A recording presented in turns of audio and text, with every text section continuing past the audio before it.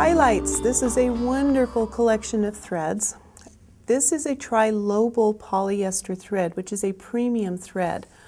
What the trilobal means, when they make a normal polyester thread, they make it in a round shape.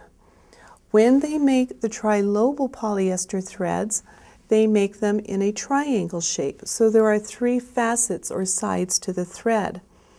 This is a 40 weight. It's a 3-ply. So they have taken 3 triangle threads, spun them together to make this thread. You can see the beautiful shine and luster that you get. It's color fast, it's strong. You can put it in quilts for the washer, the dryer, high-use quilts. When I choose this thread, I choose to use it for my primary quilting designs, like my feathers, my cables, my flowers, the things that I want to show with a very slight sheen. I then go to the bottom line and I go to the Sew Fine for my detailed background, grid work, scribbling, and shading.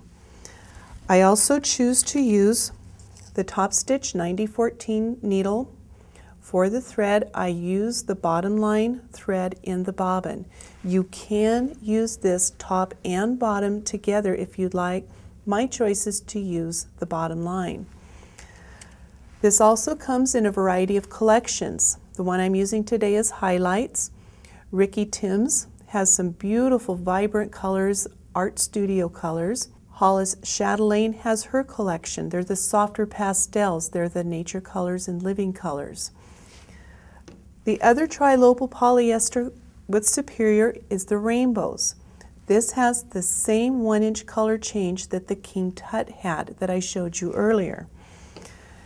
When you're auditioning your variegated threads, just like the King Tut, take off a handful of thread, throw it down on your fabric, make sure that you can see every single color change.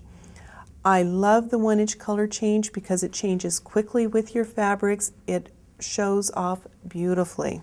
I'm going to show you how to do a little bit of quilting, adding another technique to your feathers, just like I did with the previous threads.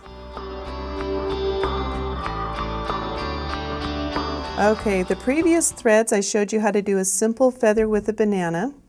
We added little pearls on a couple of them, but I want to show you how to stack threads. That's one of the things I love to do with Highlights threads, is I like to go over a motif 2 or 3 times, and I'm not staying on my line. I'm kind of missing it a little bit. It adds a little bit of texture. For the newbie quilters, if you want to hide some of those newbie stitches or the little wobblies, go over that same line 2 or 3 times. It's gone and it looks beautiful. So let me show you how to do that. I've already brought up my bobbin thread as before.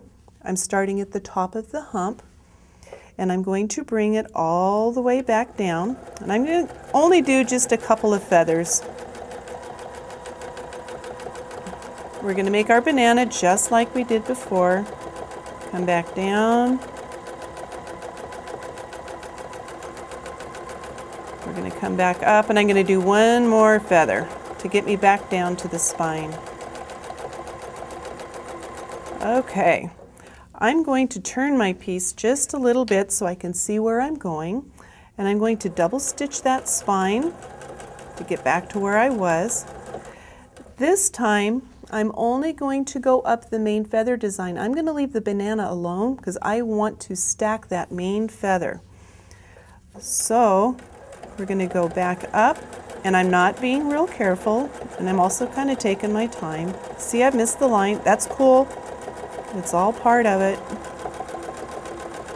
And see how that's just highlighted that feather? Now we're going to go back on the spine.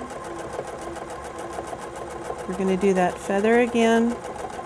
And we're going to come back in between, stacking up the thread. And one more time to finish up.